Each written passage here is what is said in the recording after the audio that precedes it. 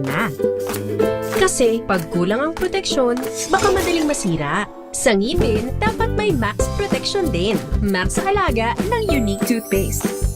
With Max Protect Formula, helps stop cavities before they start, while keeping breath fresh. Try unique Maximum Fluoride Protection. Para Max sa alaga, Max Protektado.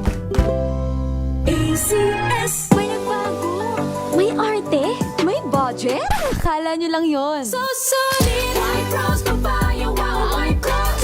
White Rose Papaya. Wow. White Rose. White Rose Papaya. May glow up with a White Rose Papaya. White Rose Papaya. May puti power times 2 kasi may papaya at niacinamide. May shea butter and tea tree oil pa. Kutis sulit ang glow up. White Rose Papaya. Kutis sulit ang glow up. ACS. Wow, ang saya. Isang barangay na labada, puro mancha pa. Goodbye, pahinga. Mommy, isang laba lang yan sa Pride Bar Blue. May powerful stain-away enzymes na malupit sa dumit mancha. At di masakit sa kamay. Isang laba lang yan. Hello, pahinga. Hello, Pride Bar Blue. ACS. Araw-araw, iba't ibang mga bagay na dapat pagtagumpayan. Ang subok kong partner ay MX3 Capsule. Research-based na tested and proven. Helps avoid pain discomfort. Iwas-iwas sa sakit. Kailangan lang na long-term ang pag-inom 2 capsules araw-araw. Kasabay ng proper diet and exercise. I am able to make it with the right partner. MX3, dito ako bilib! Mahalagang paalala, ang MX3 capsule ay hindi gamot at hindi dapat gamiting panggamot sa anumang uri ng sakit. Amoy forever. Amoy LQ. Amoy New Calad Berry Blooms. Amoy kalat, amoy good vibes. Ang buhay ay sasaya, basta't busog ang pamilya. Kumeya, kumeya, ibig ko sabihin masarap talaga. Komea 3Q Bihon. Masarap talaga! Amoy forever. Amoy LQ. Amoy New Calad Berry Blooms. Amoy kalat, amoy good vibes. This portion is brought to you by HCS Manufacturing Corporation, ISO certified, maker of world-class quality Pride detergent. Isa ka ba sa mga mahilig kumain ng sili o mga pagkaing maaanghang? Alam nyo ba na bukod sa pampagana at dagdag pampalasa ito sa ating pagkain, ay may benepisyo pa pala ang maanghang sa ating katawan? Ayon sa WebMD, maraming benepisyo ang makukuha natin sa pagkain na maanghang, tulad na lamang ng pampalakas ng ating immune system dahil sa taas ng vitamin C content nito na mas mataas pa kumpara sa orange fruit. Bukod pa rito, ang pagkain na maanghang ay nakatutulong rin na makapagpabawas ng timbang at mapigilan rin ito ang pagkakaroon ng heart disease at diabetes. Ayon naman sa Healthline, nakatutulong rin ang spicy foods sa pagpapabilis ng ating metabolism at mapabagal ang ating appetite. Lumabas rin sa pag-aaral ng Harvard and China National Center for Disease Control and Prevention 2015, ang pagkain ng spicy food ng 6 hanggang 7 beses kada linggo ay nakapagpababa ng mortality rate ng 14%. Ngunit paalala pa rin ng mga eksperto, lahat ng sobra ay masama pa rin. Mayroon pa ring epekto sa ating katawan kung masobrahan sa pagkain ng mga maanghang. At ang susi nga sa pagkakaroon ng malusog na pangangatawan ay ang pagkakaroon ng balansing pagkain, regular na ehersisyo at pagkakaroon ng sapat na tulog. This portion is brought to you by HCS Manufacturing Corporation, ISO certified, maker of world-class quality Pride detergent.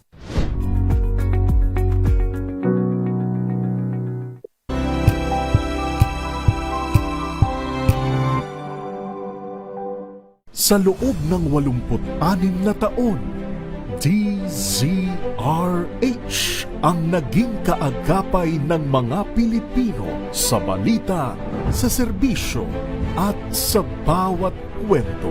86 na kauna-unahan sa Pilipinas. NBC Manila Broadcasting Company. DZRH, member, kapisanan ng mga broadcaster ng Pilipinas. Pilipinas, 18 minuto na. Makalipas ang alas 5 ng hapon. Dahil ang pamamahayag kailangan laging patas. Ang pagtalakay ng bawat issue dapat laging parehas. Narito na ang balitaan at talakayang hihimay sa punot dulo ng mga issue. Bawat panig ilalahad sa publiko. Programang DZRH Balansyado. Narito na ang mga balansyado sa pagbabalita at komentaryo sina Henry Uri at Karen Oyong. Balansyadong balita. Pilipinas, araw ng Martes, 23 sa buwan ng 24 sa buwan ng Pebrero taon 2026 sa ulo ng mga balansyadong balita. Armed Forces of the Philippines naka-red alert para sa EDSA People Power Anniversary. Zaldico, Atong Ang at iba pang high-profile fugitives binalaan ng bagong NBI director na sumuko na. 18 pang Marines na dating bodyguard ni Congressman Elizaldico nag-expose muli ng kurakutan sa flood control project.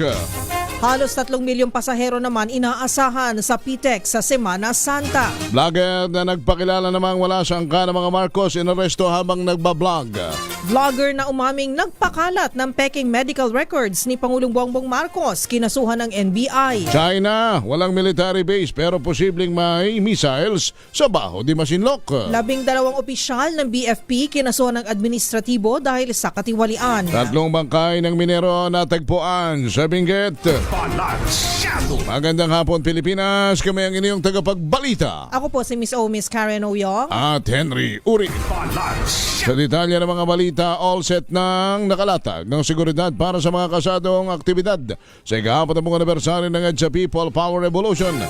Kasabay nito, nagbigay ng direktiba sa DILG Secretary John B. Cremolya sa Philippine National Police na magpatupad ng maximum tolerance mula sa magkikilos protesta bukas. Ayon kay Secretary Remulla na nire-respeto ng mga otoridad ng karapatan ng sinuman o namang grupo magtipon-tipon pahayag ang kanilang karaingan.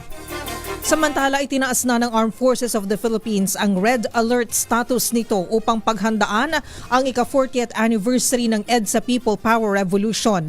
Ito'y kahit wala namang umanong nakikitang matitinding banta ang militar sa kasadong pagtitipon ng iba't ibang grupo sa Metro Manila bukas sa February 25. Ayon kay AFP spokesperson Colonel Francel Padilla, paraan ito para makapaghanda ng deployment ang mga sundalo sakaling kailanganin ng augmentation ng Philippine National Police. Idiniklara ang Red Alert mula February 21 at inaasahang magtatagal depende sa mga kugnay na kaganapan. Pakinggan po natin at panoorin ang pahayag ni AFP spokesperson Colonel Francel Padilla. So, ibig sabihin yan, naka-standby na po ang ating tropa for any eventuality. So, ang resources po natin, troops ready for deployment if need be po. No? So, augmenting pa rin tayo under the NCR command for this. Samantala, hindi naman sinasamantala ang panahon para mabagong sistema ng politika at demokrasya sa bansa pagkatapos ng unang EDSA People Power Movement. Ito naman ang sinabi ni dating Senador at DICT Secretary Gringo Unasan. Sa panayam ng damdaming bayan, ayon kay Unasan, nagkaroon naman ng pagbabago pero naging mabagal ang progresyo nito. Narito si Unasan. Di ba, kultura, nakaugalian, nasobrahan yung pampolitika. Tinitingnan ko kanina yung mga footages bago nagsimula yung programa natin. No? Parang hindi tayo nalihis dun sa sobrang habulan ng habulan. Lagi tayong pro ganito, anti ganito. Bihira ko marinig yung pro Pilipino. Ngayon, tingnan mo, no? Pro BBM, pro PRRD, pro China, anti China, pro America.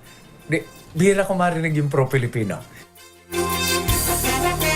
Samantala, inihain sa Kamara ang bill para ideklarang regular national public non-working holiday ang February 25 bilang paggunita sa EDSA People Power Revolution.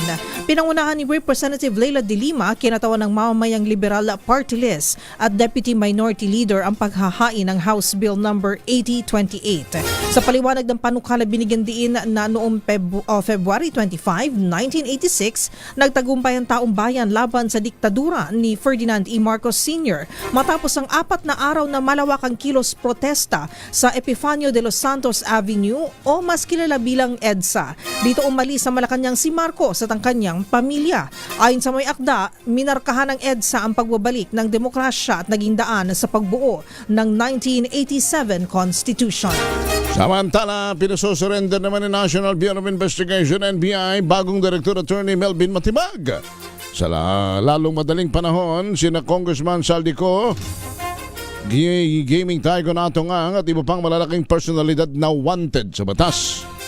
Sa ambos interview, sinabi ni Matibag na kung hindi sa surrender, gagamitin ng Bureau ang buong person nito. Narito si Matibag. Dapat managot yung mga kailangan managot at kung wala naman silang kasalanan, dapat wag din naman silang ma-prosecute. Alam naman natin na yung social media, wala pang kasalanan na kukonvict na sa social media. So just to be fair, parehas ng panawagan dati ni Director, sumuko sila dapat at harapin yung batas na kanilang kinasasakdalan. Pero kung hindi sila susuko at merong prosesong ibinigay ang korte, we will use the full force of the National Bureau of Investigation to go after them and to get them para managot sila. Sinimulan na ang paghahanda para sa Oplan Biyaheng Ayos 2026 sa Parañaque Integrated Terminal Exchange o PTEX ngayong papalapit ang Semana Santa. Sanipwersa rito ang Departments of Justice at Transportation, Philippine Coast Guard at ilang pribadong kumpanya sa sektor ng transportasyon at medisina. Ayon kay PTEX Head Jason Salvador, layo ng inisyatiba na palakasin ang kakayahan ng mga frontliners na matukoy at matugunan ang mga kaso ng human trafficking. Pakinggan at panoorin po natin si Ginoong Jason Salvador. Binigyan din naman ni Commodore Oliver C. Tanseco na kritikal ang mga transport terminals bilang pangunahing depensa laban sa iligal na pagpupuslit ng mga tao. Samantala, bahagi rin ng paghahanda ang isinagawang hands-on CPR training para sa mahigit 1,000 frontliners sa loob ng terminal. Apundat, di ba? Siyempre sila rin yung mga first responders natin, hindi lang. Laban ng National Bureau of Investigation ang vlogger na si Jack Argota dahil sa manay pagpapakalat ng peking medical records ni Pangulong Bongbong Marcos.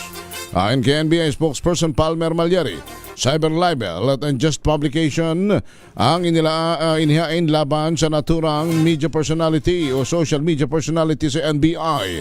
Depensa naman ni Argota, wala siyang malisyosong intensyon at nadala lamang umano siya ng bugso ng damdamin sa pag-post na akala niya ay lehitimong dokumento. Nauna nang tinawag ni PC Undersecretary Attorney Claire Castro na posibleng parte ng destabilisasyon effort laban sa administrasyon ang pagkakalat ng peking medical records. Arestado ng PNP CIDG ang vlogger naman na si Norman Mangusin alias Francis Leo Marcos kasunod ng inilabas na arrest warrant ng Parañaque Regional Trial Court. Inilabas ng korte ang mandamiento de arresto laban kay Mangusin, bunsod ng multiple counts ng kasong unjust vexation. Batay sa record ng korte, nahaharap si Mangusin ng sandamakmak ng mga kaso sa paglabag sa Article 287 ng Revised Penal Code in relation to Section 6 ng RA 10175 o Cybercrime Prevention Act. Naudlot ang kasarapan ng pagkain sa isang hotel ni Mangusin habang naka-FB live nang biglang dumating ang mga ahente ng PNP CIDG at isinilbi ang arrest warrant. Kabilang din sa kinakaharap na usapin ni Mangusin ay ang iligal na pagsusuot ng uniforme ng mga pulis dahilan para gumawa ng kaukulang hakbang ang Napolcom laban sa naturang vlogger. Itinakda ng korte ang piyansang 120,000 pesos para sa pansamantalang kalayaan ni Mangusin. Gayunman, mananatili siya sa kustodiya ngayon ng mga otoridad para formal na iharap sa korte. Samantala, formal nang sinambahan ng mga kasong administratibo ang 12 opisyal at tauhan ng Bureau of Fire Protections. Ito ay matapos mabunyag ang umanay korupsyon sa recruitment at irregularidad sa fire safety inspection sa loob ng ahensya. Ayon kay DILG Secretary Jan Vic Remulla, 4 na dating matataas na opisyal ng BFP Region 8 ang nadawit sa naturang anomalya.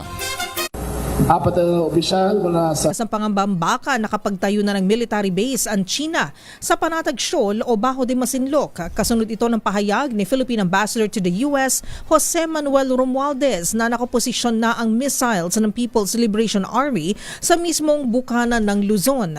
Ayon kay AFP spokesperson for the West Philippine Sea, Rear Admiral Roy Vincent Trinidad, wala silang namomonitor na konstruksyon sa common fishing area. Pero aminado si Trinidad na semi-permanent na ang presensya ng Beijing sa inagaw na teritoryo sa loob ng Exclusive Economic Zone ng Maynila. Kung may mataas man umanong tsansa sa binanggit ng diplomat, malamang ito ay ang missile systems na maaaring ikarga ng mga warship ng PLA. Pakinggan at panuurin po natin sa AFP spokesperson for the West Philippine Sea, Rear Admiral Roy Vincent Trinidad. It is safe to assume that warships would be armed with different missiles. So missiles aboard warships could be also the same. That could have been what the good ambassador was referring to. Their presence in our EEZ, their illegal presence, is not only limited to Bajo de Masinloc, but even the other features in the West Philippine Sea. They have a semi-permanent presence already in the West Philippine Sea and in Bajo de Masinloc. Tiniyak naman ni Trinidad na nakapapasok pa rin ang Pilipinas sa Bajo de Masinloc at kaya pa nitong suportahan ang mga mangingisdang Pilipino. 30 minuto na makalipas ang alas 5 ng hapon. sa inyo na ang unang bugso ng mga balita sa Balansyado. Kami ang inyong tagapagbalita. Ako po si Miss Miss Karen Oyong At Henry Uri. Balansyado. Ang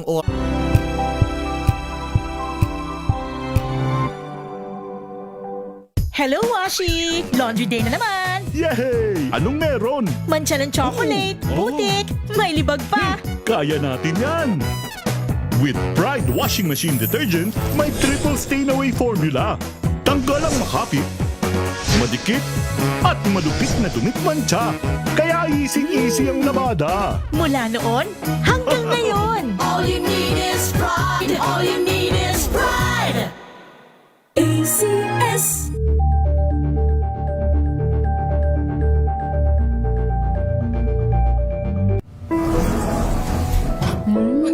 Amoy forever. Amoy LQ. Amoy New Cala Berry Blooms. Amoy kala, amoy good vibes.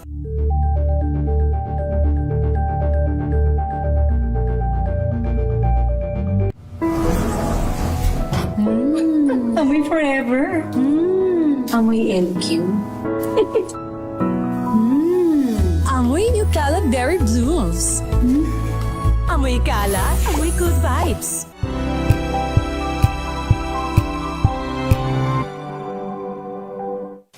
Maulan man, no worries na amoy kulob ang damit. Charm Fabcon, bangong kumaka-bloom.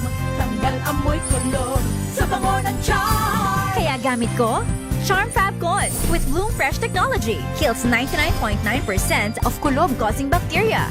May aroma burst pa of thousands of flowers and berries. Ang sampay sa loob, no amoy kulob. Bangong kumaka-bloom sa charm. Charm Fabcon. ACS.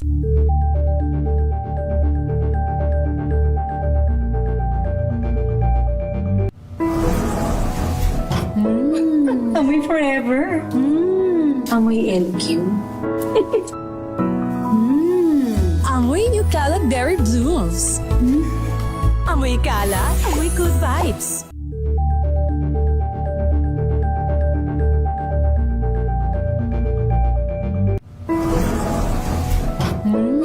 Amoy forever. Amoy LQ. Amoy New Cala Berry Blooms. Amoy kala, amoy good vibes.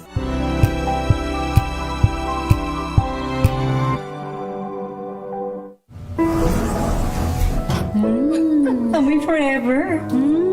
Amoy LQ.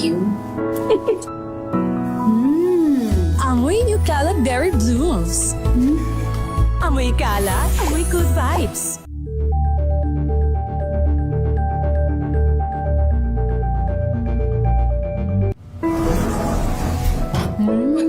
Amoy forever. Amoy LQ. Amoy Nucala Berry Blooms. Amoy kalat, amoy good vibes.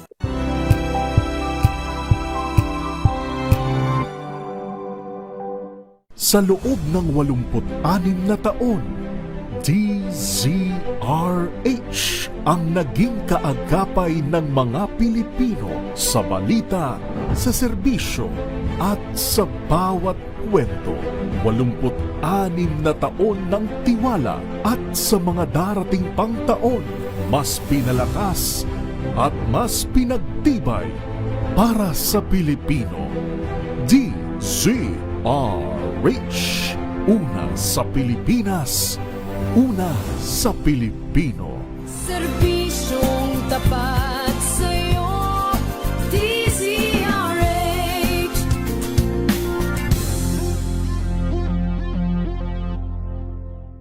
Maagang balitaan, maagang usapan sa mga issue at balita. Kasama si Kuya Angelo Palmones sa Magandang Umaga Pilipinas. Mula Lunes hanggang Biyernes.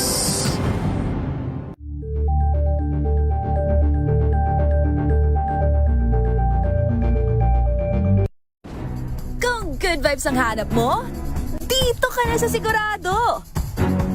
Mula sa mga istoryang nagbibigay ng inspirasyon hanggang sa mga kwentong may dalang solusyon. Mga balitang pampagaan, pakiramdam at pampaganda ng araw. Hindi lang ba sa good news, kundi the better news. Mula Lunes hanggang Biyernes, 1:00 ng tanghali sa DZRH TV.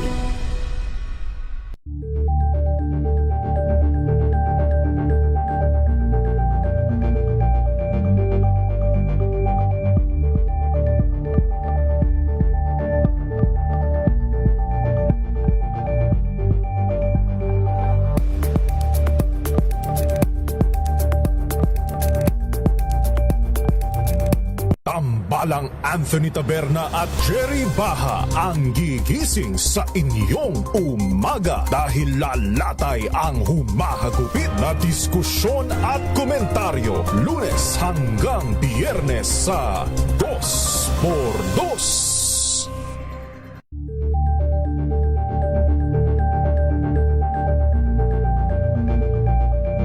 We've got you covered. From the hottest hits, exclusive interviews,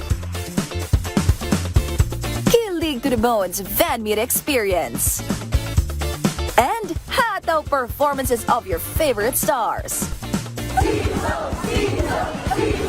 Saturdays, 12 noon, dito lang sa DZRH TV.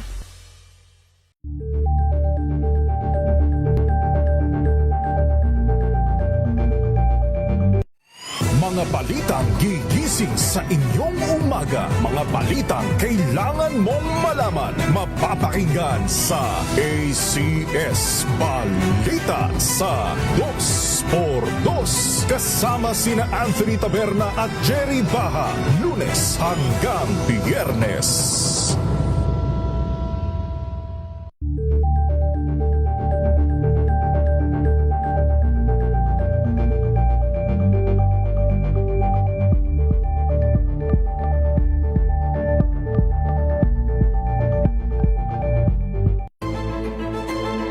Pakikinggan ang bawat panig.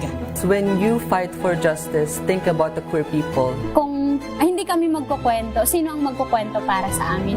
Ang mga panawagan, ipababatid. Hindi talaga ito masusing pinag-aralan ng gobyerno.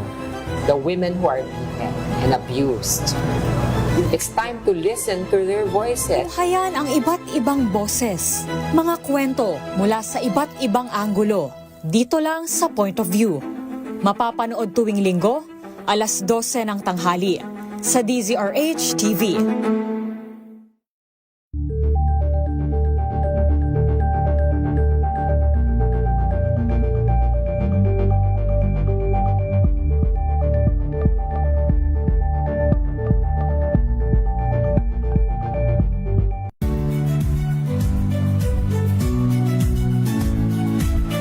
Magandang araw mga kaibigan. Ito po ang inyong balerina ng bayan, si Lisa Makuhay Lizalde, na nag-aanyaya sa inyong samahan kami at ang aming mga espesyal na panauhin para sa kalahating oras ng masayang kwentuhan sa aming programang Art to Art, kung saan ang usapang sining at kultura ay para sa lahat.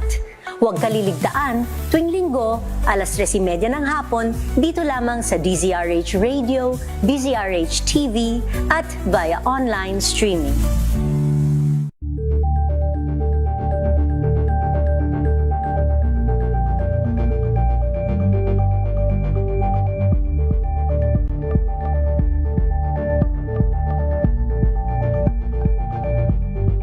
Alamin ang mga maiinit na isyung pambayan, mga balitang kailangan mong malaman, usapin sa pamahalaan, politika, ekonomiya at kabuhayan. Ito ang mga dapat mong malaman, pakialaman at pag-uusapan dahil kayo ang tinig ng mamamayan dito sa Damdaming Bayan. Live sa DZRH Radio, DZRH TV at DZRH Digital. Kasama sinalakay Deo Macalma at Elaine Apit. Araw-araw, Lunes hanggang Biyernes. Damdaming Bayan.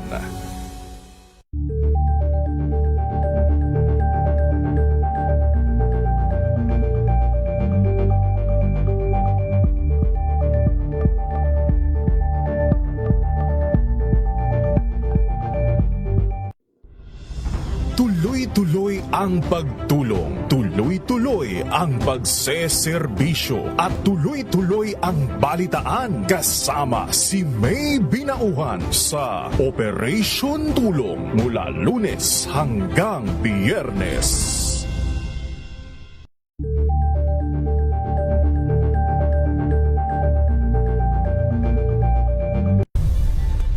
Nagsimula sa pangarap hanggang sa maabot ang tagumpay. Iba't ibang kwento, iba't ibang mukha ng atletang Pilipino. Mas pinatindi, mas pinalakas, at mas pinaaksyon sa Match Point tuwing Sabado, 12:30 ng tanghali sa DZRH TV.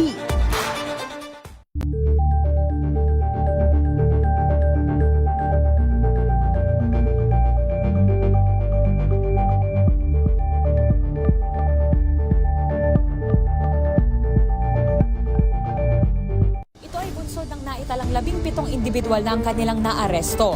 Metro Manila Development Authority o MMDA ang No Contact Apprehension Policy o NCAP sa Metro Manila. Sa ilang mga dokumento ay peke. Hindi rin legal ang employment na ipinangako sa kanila. Sa mata ng batas, mananagot ang sangkot at may sala. Dahil sa bawat paglabag, may karampatang parusa. Alamin ang mga pananagutan sa likod ng mga bawal. Dito sa Hoy! Bawal yan, tuwing Sabado, alas 11:30 ng umaga, dito lang sa DZRH TV.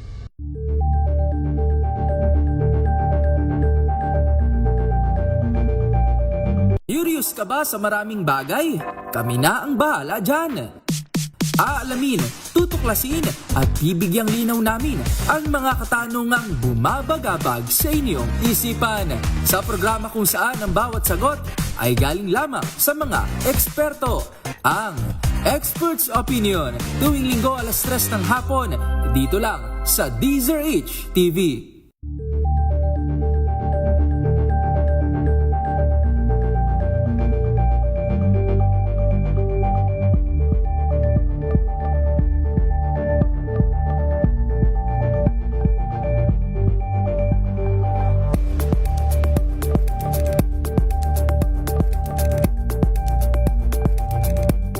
Maagang balitaan, maagang usapan sa mga issue at balita kasama si Kuya Angelo Palmones sa Magandang Umaga Pilipinas mula Lunes hanggang Biyernes. Usap po tayo mamayang magbibigay ng ilang mga reaksyon at of course partners, mga paglilinaw rin doon ho sa expose kanina nung 18 miyembro ng Philippine Marines na nagsilbi naman bilang security forces and bodyguards ng pamilya ni Ginoong Elizalde kung mabibigat yung mga binitawan. Sapagkat mismong sinasabi nung isa na siya ay nag-deliver ng mali-malitang pera sa bahay ng Pangulong Marcos sa Paway. Yung isa naman na doon daw sa Forbes Park. Tama ba? Forbes Park ka, ano? Tapos, mayroon pang binabanggit na mga litrato na isinumite na may mga may congressman ako nakita na sa social media ngayon ang lumulutang ay pangalan naman ng isang congresswoman Stella Kimbo. So mga mali-malitang pera yan na umulay dineliver, ano ho. So alamin natin mamaya yan kung ano ba mga katotohanan sa likod ng pagbubunyag na yan. Samantala tayo muna ay mamigay ng pera, salapi, kayamanan at kapangyarihan. Alamin natin kung sino mabibiyayaan ito with Kuya Noche Kakas. Nasaan si Kuya Noche? Ito na ang ating winner sa Malacash promo kasama ang MX3. Dito ako believe. Kuya Noche, where is you now? Hello, Noche Kakas. Kuya Henry at Miss Kay, dito pa rin tayo ngayon sa Barangay 192. Ito sa direction ito ng Terminal 2 kung saan ay napakaraming susi natin na dito sa lungsod ng Pasay na nanonood, nakikinig ng DCRH. At isa yung naispatan natin, isang babae na naghihintay dito ng masasakyan. Ito, binulaga natin habang, ano pangalan nila ate? Joy Laranang. Ilang taon na po kayo? 56. 56 years old. Matagal na po ba kayo nakikinig ng DCRH? Matagal na po. Yun, dahil saan punta mo? Sakay sana ako ng papuntang ICM. Magsha-shopping si Miss Joy. Kanina ka pa nag-abang. Meron ka na kaagad sa 1,000 pesos. Ayun. Oo, hindi ka na namin naabalahin dahil kami, ibang-iba kami. Number 1 pa rin ang DCRH. Bibigyan ka pa namin na MX3 package. Inumin mo yan para lalo kang gumanda. Swerte naman ni ate, no? Oh. Naghihintay lang ng sasakyan Naghihintay lang ng masasakyan. Naghihintay lang ng love life. Nakaupo sa dito, Henry, nakaupo. Yeah, dito siya nakaupo. Tapos sakto naman na dumaan tayo. Tingnan natin kung ano yung pinabalik. Iba talaga. Iba talaga ang malingas mong mata, no? Yung bago naming t-shirt ng DCRH, ipagmayabang mo yan, number 1 na estasyon sa buong mundo yan. Buong mundo, hindi lang sa Pilipinas. Ang yabang ni Noche. Maraming salamat. Anong masasabi mo sa DCRH? Thank you po sa DCRH. At hindi lang pala, dahil magtatag-ulan na pala, bibigyan ka pa namin ng payong. Ang dami naman pahabol. Bigyan mo nga, ate, lagi mong gagamitin ng MX3 para lalo kang gumanda. Ayan, lagi mo raw gagamitin para lalo ka daw gumanda. Lagi ko pong gagamitin to araw-araw, yung payong at saka yung vitamin araw-araw po. Pero, kabanggit mo, single parent. Ay! Ayaw mo na umamin ha, live? Ayaw mo na umamin ng live. Mukhang nakapagchismisa na kayong dalawa. Mga si Noche nakaano na ng impormasyon. Reporter nga, no plate reporter. available. Yun ang tawag ngayon sa iyo. Hindi na single parent. Bago yun registered ka pero no plate available. Okay. Ano? Na manalo ng 1,000 pesos. Ano ba probinsya ni ate? Ano probinsya ni ate? Pabatiin mo naman. Oriental, kababayan. Ay, hindi. Taga-Negros ka? Baka Asa mo ka na sa Negros? Sa Santa Catalina. Iyan na nga, nagpandali na nga. Ay magay. Noche, Payawan. Oh, kahanggam. Kahit taga-Negros ka, kababayan kita, may candy ka sa akin. Okay? Teka muna. Pagkababayan dinadagdagan ng pagkababayan, dinadagdagan ng cash. Dagdagan natin. Magkano? Bala ka Kababayan mo yan. Di ko naman kababayan si ate. Nung isang araw, nagdagdag ako sa kababayan ko. Oo. Sabi ni Kuya Henry, dagdagan ko daw. Teka lang. Tingnan nga natin. Alam mo, napaka Pero yung mga taga-Negros. Amang-ama na. Ano yan? Piso. Grabe ka naman, Noche. Di ba? Nalaglag pa. Okay. Ano ba yan? Maraming salamat ate ha. Di ka na kasi paalis pa to, mama. Mag-shopping pa yata to eh. Oo nga eh. Oo. Napakagalante talaga ni Noche, no? May bibilit. Pang dagdag mo to ha. 1,000. Okay, Magkano dinagdag mo? piso. O hindi daw mabubuo ang 1,000 pag walang piso. Magkano idagdag mo? O nawala daw sila sa Zoom. Okay. Pero may audio kayo, may audio. May audio pa rin. Okay, so para naman sa mga gusto pang manalo ng 1,000 na pesos, manatiling nakatutok sa DZRH. Malay nyo naman kayo na ang susunod na maswerte sa aming DZRH Malakas Promo kasama ang MX3. Dito kami believe. Ayan, pinapatawa ko lang siya ate. Ako naman si RH 27 para sa, si Kakas para sa DZRH. Una sa Pilipinas. Thank you, Noche. Congratulations kay Miss Joy na mag-shopping. Tama-tama, may dagdag. 1,000 piso. Oo, sabi ni Noche. May MX3 pa siya. Tanggapin mo ito, konting dagdag na. 1,000. 1,001 pesos. Ayan po. So, may paanak pa eh. Oo nga eh. Si Noche. So marami pa po yan. Hindi pa po natatapos ang ating papremyo. Manatiling nakatutok lang po dito sa Desert. Meron pa tayo mamaya. Meron pa tayong kring-kring. Diba? Oh. Ganyan kami magmahal sa mga nagmamahal at nagpapasalamat kami sa tumatangkilik po sa amin. Hayaan ninyo pagka isang araw makakapagbigay din kami sa inyo ng milyon araw-araw. Oh, hindi pero marami tayong pa-promo dito sa MBC partner ng milyones ang pinamimigay natin, mga promo, mga raffle, MBC milyones, ACS milyones. Ano pang gusto mo? Pag diba? tama ako sa loto, ibibili ko kayo ng pera. Ay, wow. Sige labi mo yan Oy, maganda ng andyan na ba? Magsusum daw. Sige, tingnan nga natin connect mo nga sa Zoom yung ating i-interviewin. So, ang ating kakausapin, meron ba siyang mabigat na ebidensya na pwedeng patunayan? Maaari. Oo, itong mga sinabi mong mga Marines? Philippine Marines? Kasi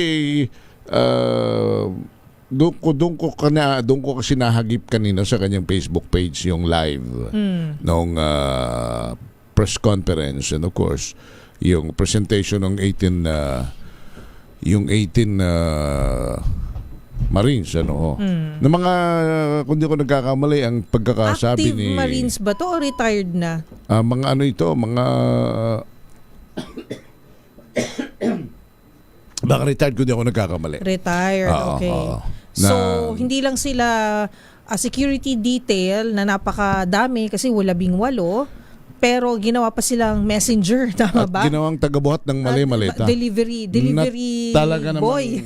Talaga namang nasan ba yung mga litratong maleta. Ito nasa social media na rin naman Baka napupunta lang sa abroad partner, kaya mga maleta. Pero partner, bawal sa eroplano ang mali-malitang pera kung mag-a-abroad. Yun lang, Diba? Makikita yun sa sa scanner, di ba? Diba? Si Doña Elisa Cano nag-a-abroad din pero hindi naman ganyang kadaming pera ang kanyang dala sa maleta. Nasa linya na natin si former Congressman and Secretary ng iba't ibang ahensya ng pamahalaan, si Congressman Mike Defensor.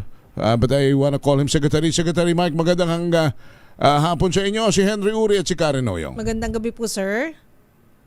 Ay, Henry, Karen, magandang gabi sa inyo at sa lahat po ng nakikinig at nanonood po sa inyong programa. Opo. Sa aking intro kanina sa inyo, binanggit ko kay Karen kasi doon sa Facebook live ninyo ko nahagilap yung presentation of 18 Marines. Sabi ni Karen, ano ho ba ito? Mga retiradong Marines na ito? Yes, retired na po sila, Henry.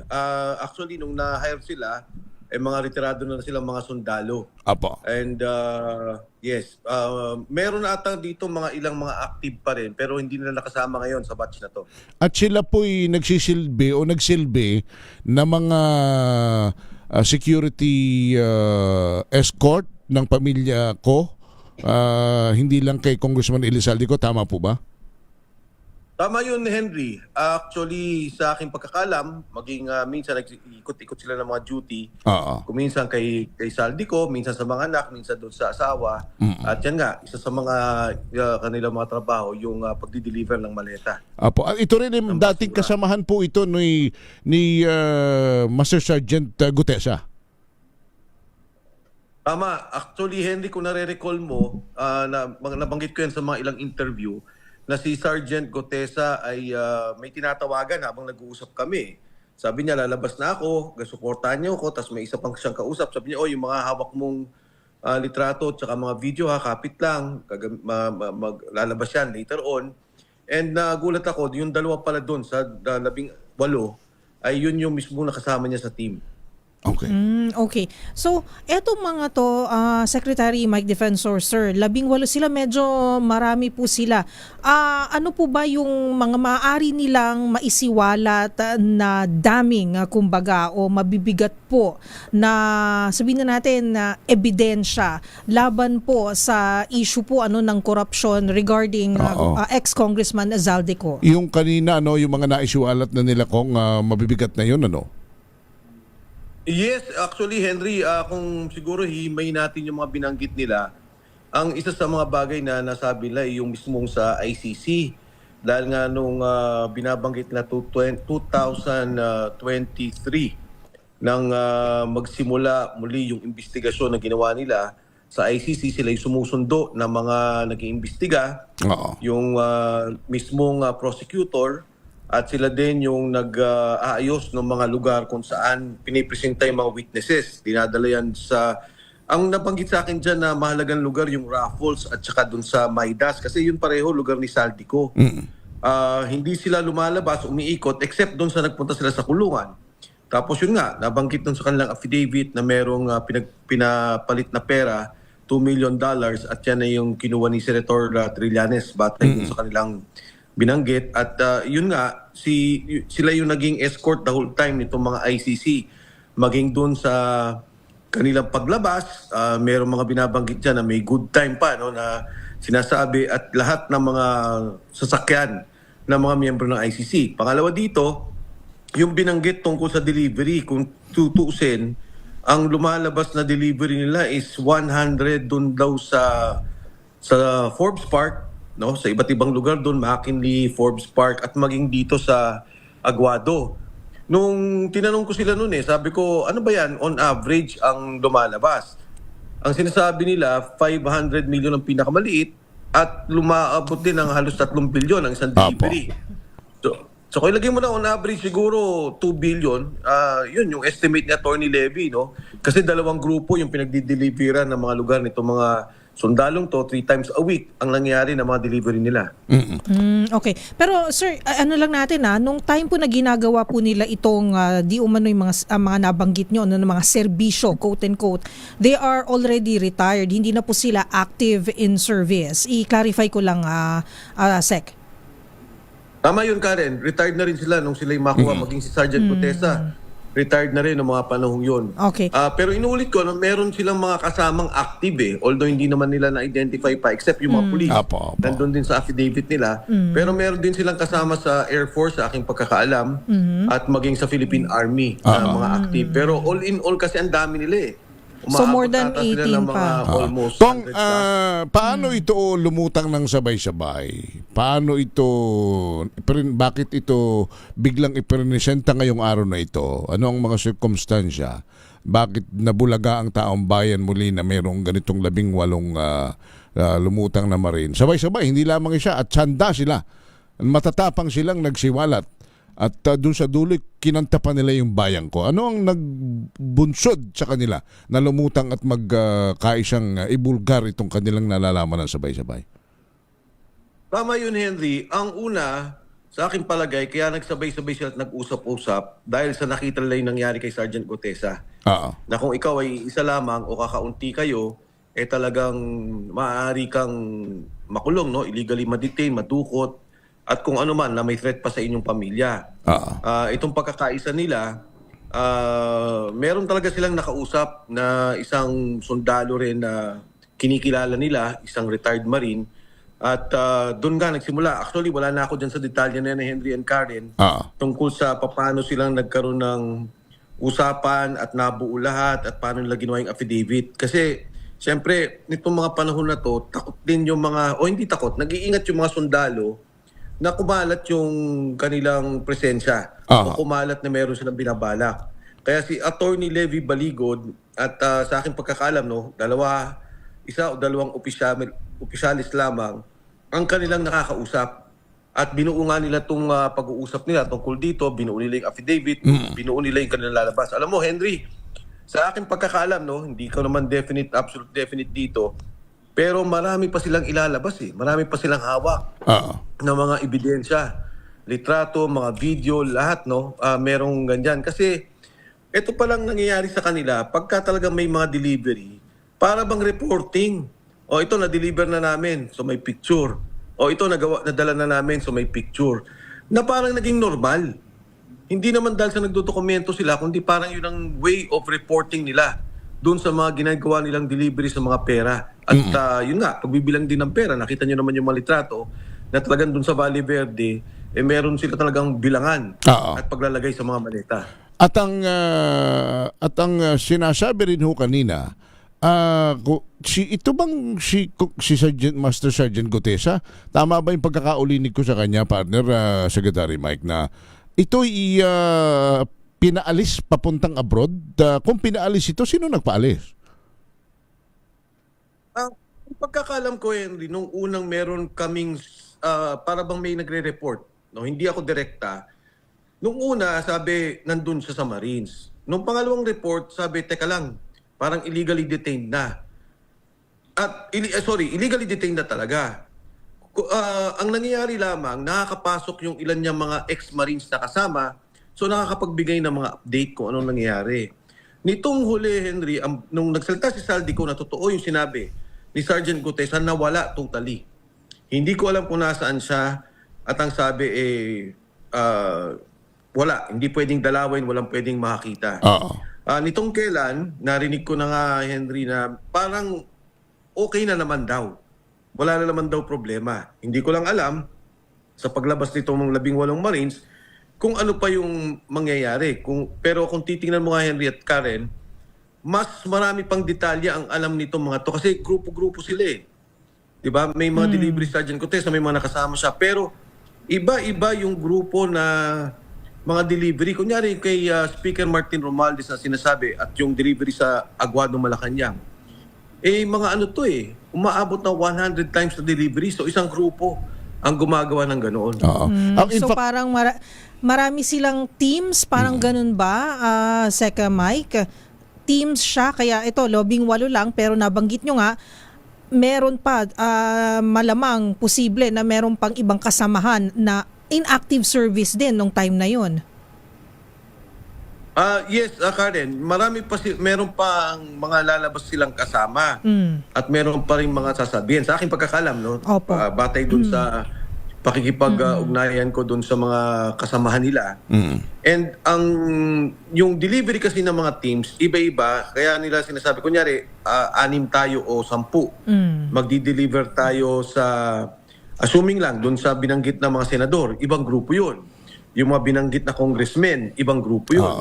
So may mga assigned Siguro kung sinong nandun ng araw na yun, may nagbubu sila at nagdi-deliver nga sila. Kaya batay dun sa affidavit, nagkaroon din sila ng specific na description kung sino at saan nila dineliver at sino yung magkakasama. Tapos binabanggit doon sa affidavit na binasa ng Attorney Baligod na meron kasi silang group chat. Doon sa group chat na yon, doon nagre-report yung nautusan for certain assignment, i-report niya na-deliver na. Nadala na. Tapos magsesend pa ng picture na sa katunayan na deliver na. Tama po ba yun, Secretary Mike?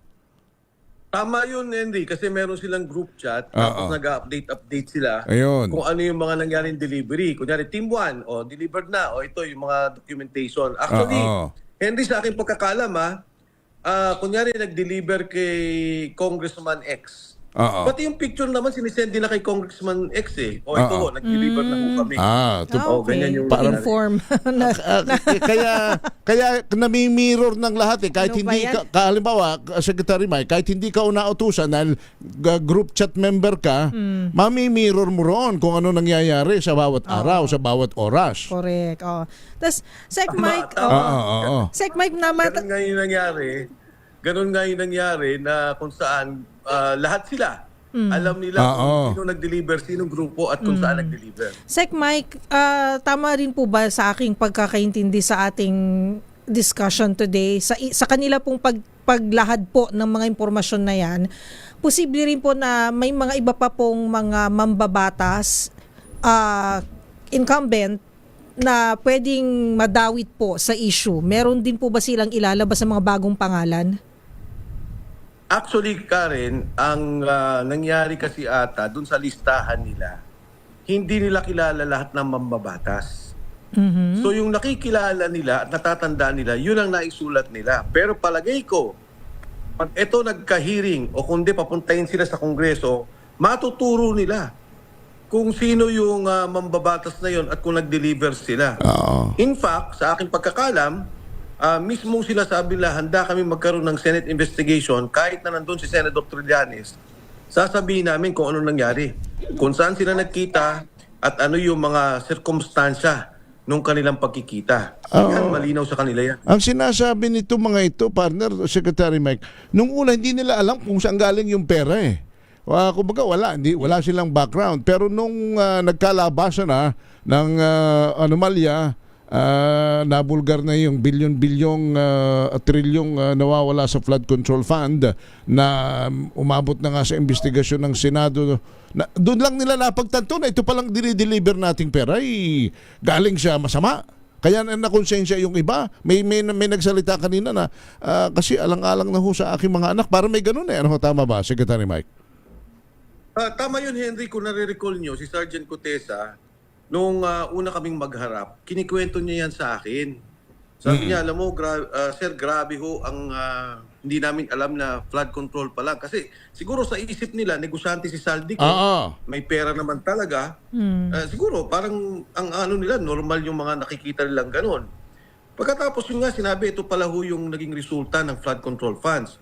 At doon nga, nung mag-usap sila, nung sinama ko na kay Senator Marcoleta dahil gusto niya makita at makwento niya kung ano nangyari, nag-usap sila. Ang sabi nga ni Senator Marcoleta, para to sa sa bansa na natin, kung anong nangyari, kung nakita mo, isabihin mo.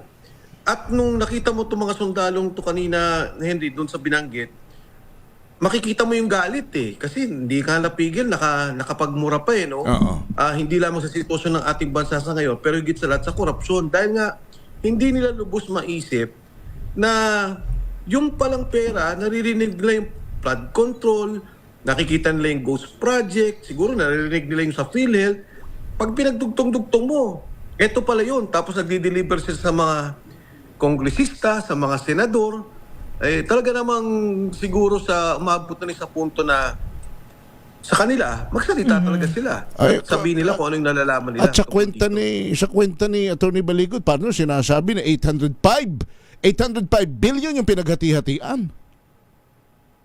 Dahil bunga yan na hindi doon sa mga pinagdudugtong-dugtong na ina-average na delivery. Kung may 100 deliveries at ang average ay 3 billion, ang average, de 600 billion na. Dalawang lugar yan. Pagkatapos, meron pang ilang taon na yung naging ilang taon yung naging pagdi-deliver nila ng pera. So ito yung mga bagay na tingin ko pinagdugtong-dugtong na nila, more or less. Ito yung nakikita namin pera. Palagay ko, pag pinagsalita ng mga sundalo in a committee hearing, in a investigation, madidetalye nila lahat Okay. Kung magkano at kung sino at anong pera tong nakikita nila. So, Sec Mike, ano po ba ang gusto nitong 18 Marines? Magkaroon po ng Senate investigation o Senate hearing? Magkaroon po mag-file po ng kaso? Ano po ba ang kanilang gustong mangyari po after po na isiwalat po nila itong mga detalye na ito? Ako palagi ko, Karen, importante na talaga magkaroon ng investigasyon tungkol dito. Kung ito ay Blue Ribbon Committee hearing, kung ito ay separate Senate hearing, kung ito ay sa ombudsman na gaganapin, kailangan talaga malaman natin yung katotohanan. Dahil para bang siguro, ewan ko lang pero si Atty. Levy, ang sabi niya, susulat ako sa ombudsman, sa aking palagay, baka susulat din siya sa Blue Ribbon Committee hearing na ito yung mga dagdag impormasyon. Pero ang nakakalungkot kasi nga, para bang every time na may impormasyon na ganito, hihinto walang ebidensya, walang ibig sabihin. Pero kung titingnan mo talaga yung issue, itong mga taong to, talagang may direct knowledge, may personal knowledge na nakita. Sila yung nagdi-deliver ng pera, sila yung may dala ng pera. At galing kay Saldico, na si Saldico naman ngayon din, ay sinabi lang may kaso. Dahil doon nga sa flood control. So pag pinagtugtong-tugtong mo, malinaw. May pera talaga ninanakaw. At itong mga taong to, na hindi na kinabang ang nag-deliver. Balikan ko lang yung hindi ko masyadong nawatasin yung tungkol kay dating Senador Antonio Trillanes, partner na. Tumanggap daw siya. Ano ba yun? Lumalabas na siya ang contact ng mga taga-ICC, yun, lalo na yung investigating team. Siya ang contact dito. Siya ang paano bang exact word dyan? Ano ba yung role niya na binabato nitong mga aligasyon na ito? Siguro, babasahin ko yung mismong affidavit na sinasabi nila dito. Ang tungkol dito kay, kinumpirma nila yung kay Saldico, kinumpirma nila yung kay Sergeant Gotesa. Tapos sabi niya, si Bernard Tube, Sergeant Tube, sabi niya, nagdala kami ni Paul Estrada at ni Mark Tiksay ng tig 56 million pesos, 2 maleta. Ang laman ng bawat maleta. Pinalitan yun ng dolyar, at ito ay, sabi nila, pinanghandan na madarating na foreigners. At si Senator Trillanes ang in charge sa kanila. So, sinabi niya, ito pagdating dito sabi niya si Rosebert Maupan, Romel Galapon, at si Celito Lorder at si Bernard Tube at iba pang mga kasama ay nautusan sunduin ang mga tinatawag nila Mark and Paul na foreigners sa airport.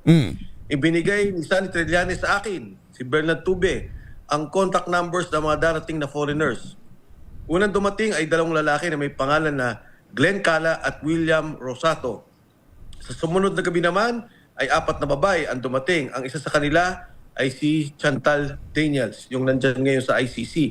So, yan yung, pati yung mga lugar ni Saldico, dinadala doon daw yung mga witness, doon pinapakita, tapos dinodocument ng mga ICC. Kung hindi naman doon sa Midas, dadarin naman doon sa Raffles, sa unit din ni Saldico. Anong naging role nung mga dumating na yun daw? Ito yung ibinuo na yung kwento. Ibinuo na yung ebidensya at naging batayan sa paglabas ng warrant of arrest. So that's prior to the arrest of the former president? Yes. So ang sinasabi nila, noong 2023 namin ito ginawa, at 2024, 2025, halilihinan sila sa pagsundo at paghatid sa mga taong to. At makikita mo, may resibo sila kasi may mga naiwan na gamit yung 2 foreigner. So pinasend pa nila dun sa mga taga-ICC. At may mga litrato nga sila. Siguro pag nagre-report, nasan kayo? Ito, pipicturean nila. And these were all documented. $2 million? $2 million po yung sinasabi po nila na di umano tinanggap. Ginastos, tinanggap. Ang tumanggap daw, can they positively identify si Senator Trillanes? Sec Mike?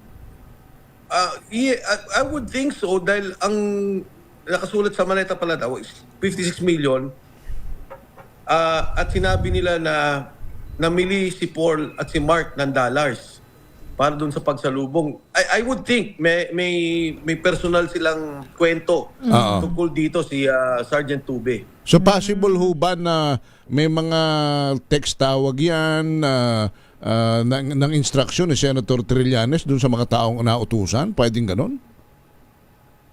Yes, kasi ang nangyayari dito, Henry, yung kunyari, meron akong witness, dadaling ko sa Raffles o dadaling ko sa Midas ko. Kaya hindi siya independent investigation parang isinubo ba?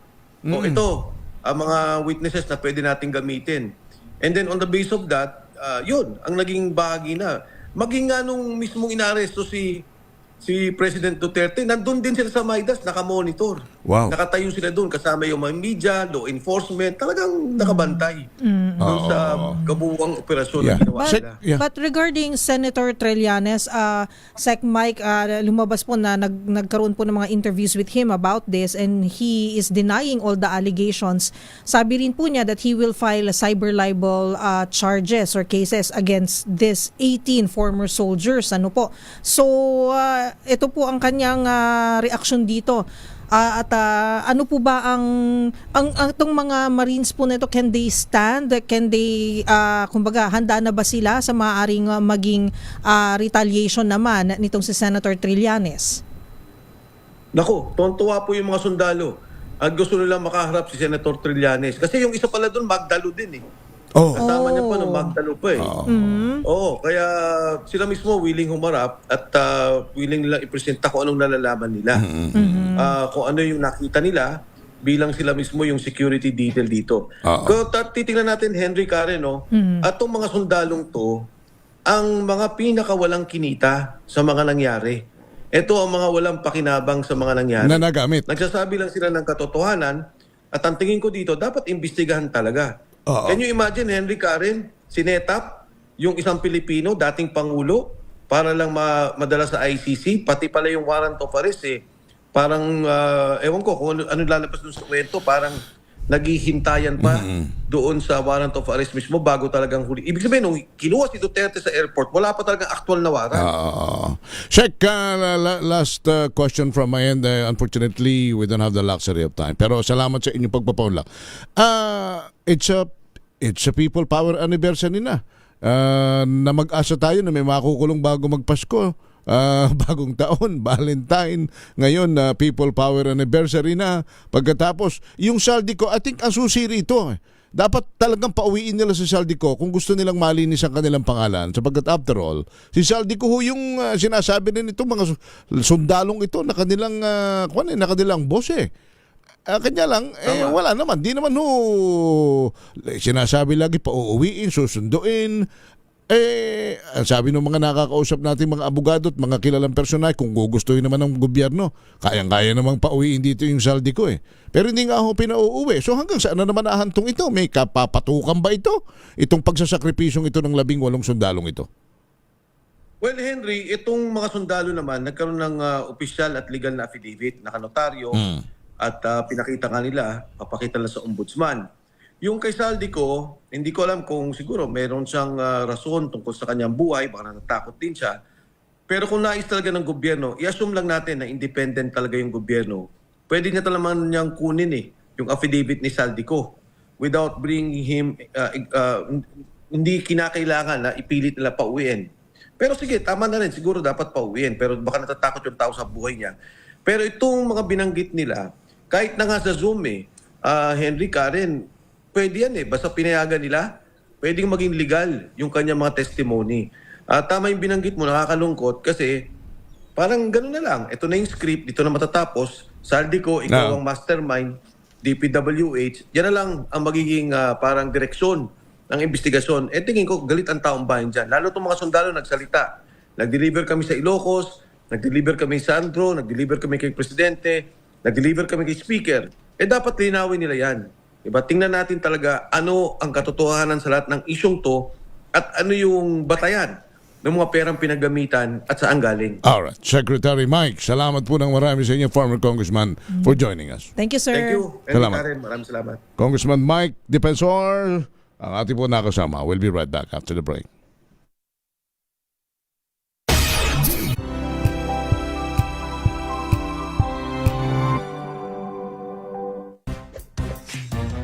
Galing-galing mo Smart dishwashing paste ko Pritong ulam na masebo Plato ang kaldero Tanggaling for everyday. Ganyan pag smart ang dishwashing paste. May double tanggaling formula. Tanggalang sebo, tanggalang bakterya. Bahit para walang bahit. Linis fantastic sa metal at plastic. Number 1 ko to. Tanggaling-galing mo Smart dishwashing paste. ACS. May nagbago. May arte. May budget. budget? Akala nyo lang yon. So solid! White Rose Papaya, wow, white rose. White Rose Papaya, wow, white rose. White Rose Papaya. May glow up with a White Rose Papaya. White Rose Papaya. May puti power times 2 kasi may papaya at niacinamide. May shea butter and tea tree oil pa. Kutis sulit ang glow up. Glow up with a White Rose Papaya. White Rose Papaya. Kutis sulit ang glow up. ACS. Wow, ang saya. Isang barangay na labada, puro mancha pa. Goodbye, pahinga. Mommy, isang laba lang yan sa Pride Bar Blue. May powerful stain-away enzymes na malupit sa dumit mancha. At di masakit sa kamay. Isang laba lang yan. Hello, pahinga. Hello, Pride Bar Blue. ACS. Jiggy Manikad po. Bilang isang broadcaster, mahalaga sa akin ang tamang impormasyon. Sa lahat ng bagay, kahit sa food supplement, mapanuri ako. Kaya dito ako sa subok ng MX3 capsule. Ito'y may alpha, beta at gamma mangosteen. Para sa akin, sigurado ako sa MX3 capsule. Dito ako believe. Mahalagang paalala, ang MX3 capsule ay hindi gamot at hindi dapat gamiting panggamot sa anumang uri ng sakit. Hello, Washi! Laundry day na naman! Yay! Anong meron? Mancha ng chocolate, putik, may libag pa! Kaya natin yan! With Pride Washing Machine Detergent, may triple stain-away formula. Tanggal ang makapit, madikit, at malupit na dumit mancha. Kaya easy-easy ang labada. Mula noon hanggang ngayon! All you need is pride. All you need is pride. ACS.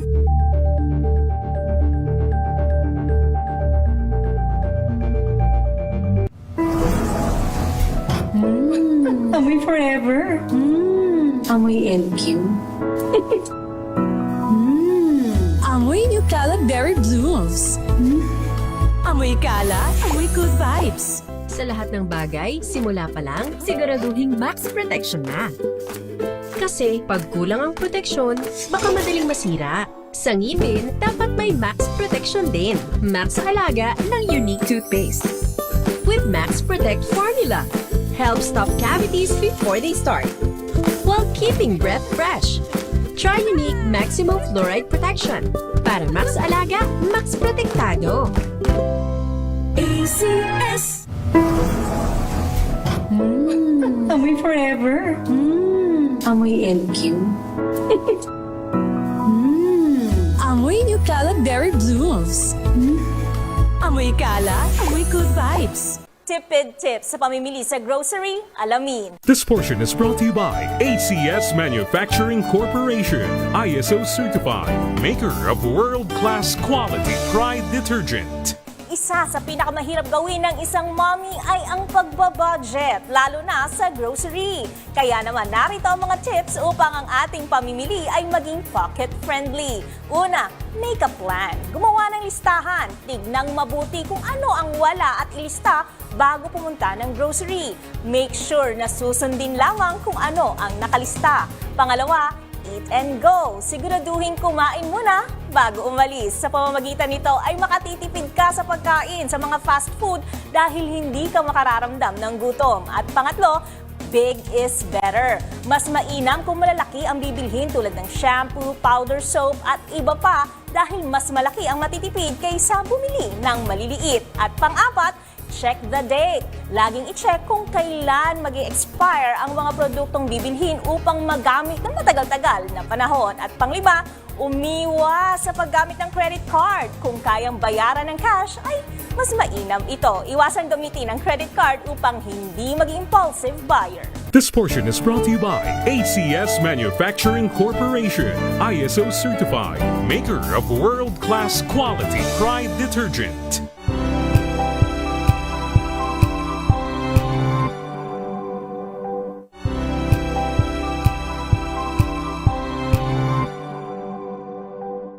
Sa loob ng 86 na taon, DZRH ang naging kaagapay ng mga Pilipino sa balita, sa serbisyo at sa bawat kwento. 86 na taon ng tiwala at sa mga darating pang taon, mas pinalakas at mas pinagtibay para sa Pilipino. DZRH. Una sa Pilipinas, una sa Pilipino. Serbisyong tapat sa'yo, DZRH.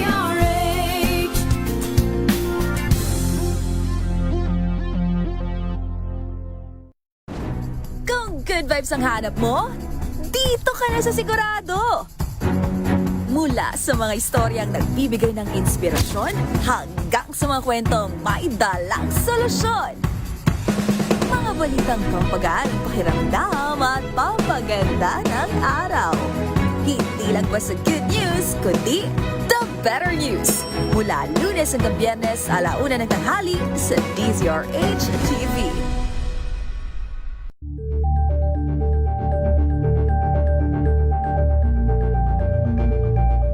Tambalang Anthony Taberna at Jerry Baha ang gigising sa inyong umaga dahil lalatay ang humahagupit na diskusyon at komentaryo Lunes hanggang Biyernes sa 2x2.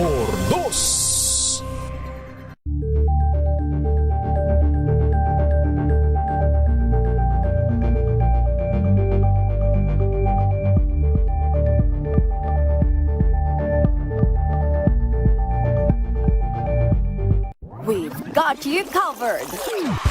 From the hottest hits, exclusive interviews, kilig to the bones fan meet experience, and hataw performances of your favorite stars. Saturdays, 12 noon, dito lang sa DZRH TV. Dako tayo sa mga report. Discovery ng Spratly Islands ni Thomas Cloma. Kinwestiyon ni Senator Dante Marcoleta. Raymond Alpasa, Rich 28. Raymond. Hindi pa tapos si Senador Dante Marcoleta sa isyu ng mga isla sa West Philippine Sea na saklaw ng teritoryo ng Pilipinas, partikular ng Spratly Island kasama ng tinatawag natin ngayon na Kalayaan Island Group o KIG. Sa hearing ng Senate Committee on Defense na pinamumunuan ni Senator Loren Legarda, pinunan ni Marcoleta ang pinalalabas na si Thomas Cloma ang nakadiskubre sa Spratly Island noong 1956 at itinurn over nito sa gobyerno ng Pilipinas noong 1970 sa administrasyon ni Pangulong Ferdinand Marcos Sr. May sariling deklarasyon si Marcoleta nang sabihing hindi si Cloma ang nakadiskubre ng Spratlys dahil 1897 pa ay una na itong idineklara ng Great Britain na kanilang teritoryo, sumunod ang France at Japan. Hindi daw dapat itinuturo sa mga opisyal ng Armed Forces of the Philippines sa kanilang General Staff Course o GSC na si Cloma ang nakadiskubre sa nasabing mga isla. Panay din ang paninig nito kay Senator Panfilo Ping Lacson na siyang nagbanggit nito sa hearing ng Commission on Appointment o CA noong February 4 nang sumalang sa confirmation ng 34 na opisyal ng AFP. Dito naman niya sinabi na para mas madali ay i-give up na lamang ang Kalayaan Island Group, bagay na kanya na ngayon itinatanggi. Narito si Senador Dante Marcoleta. The seafarer is not a discoverer.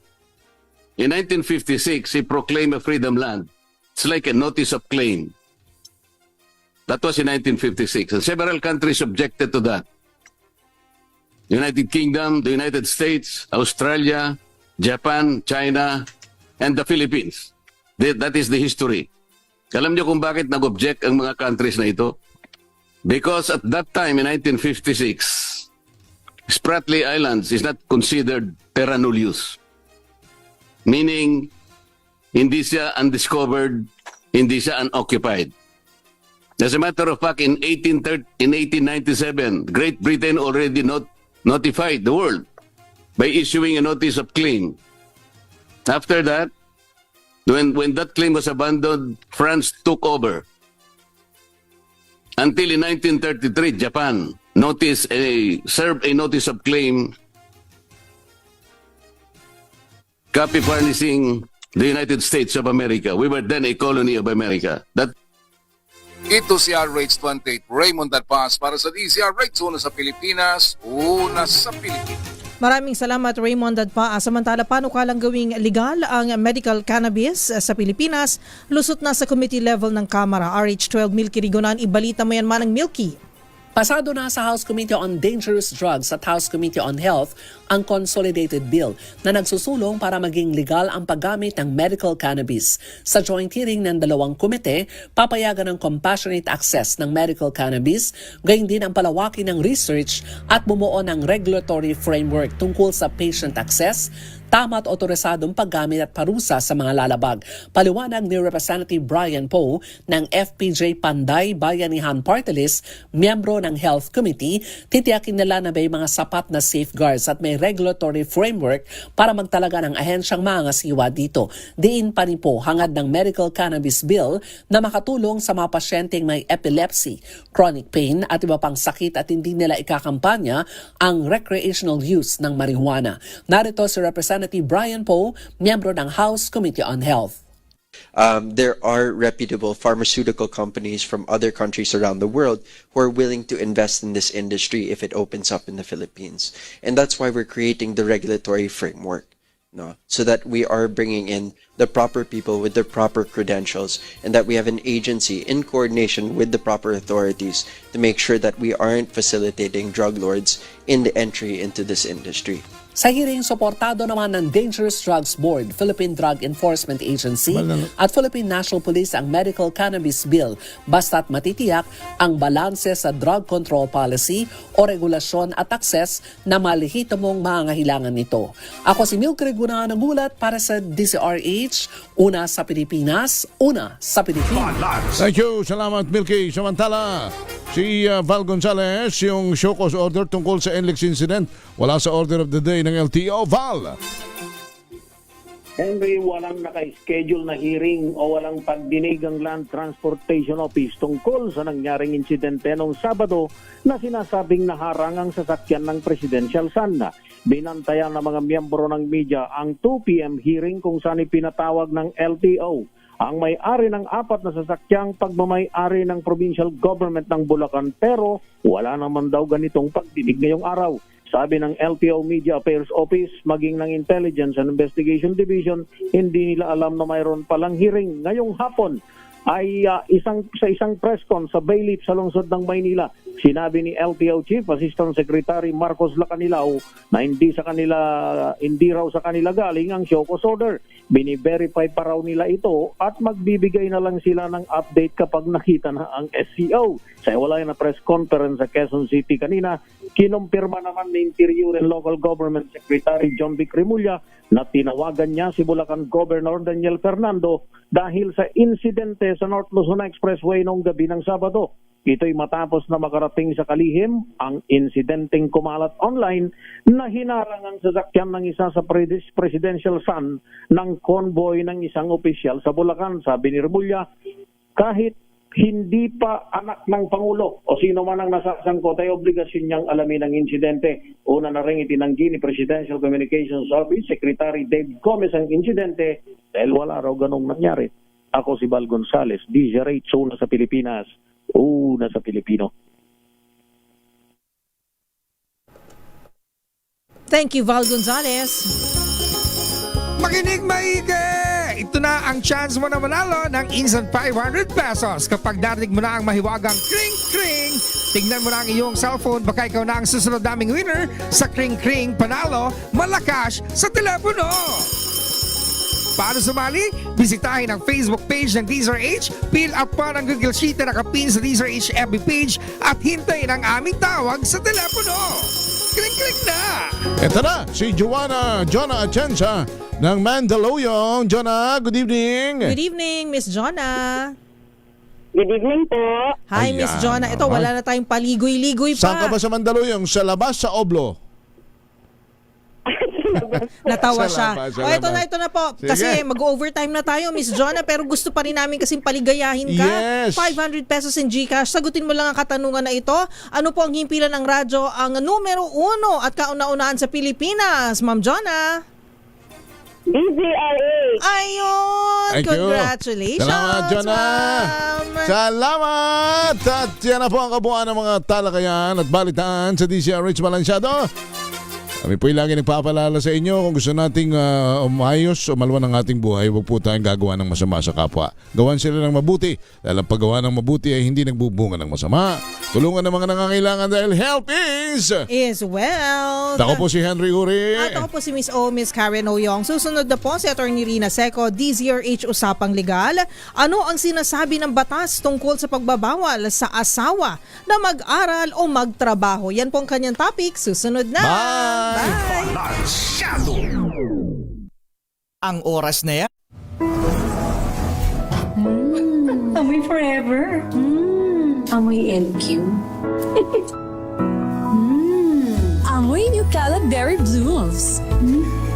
Amoy Cala, amoy good vibes.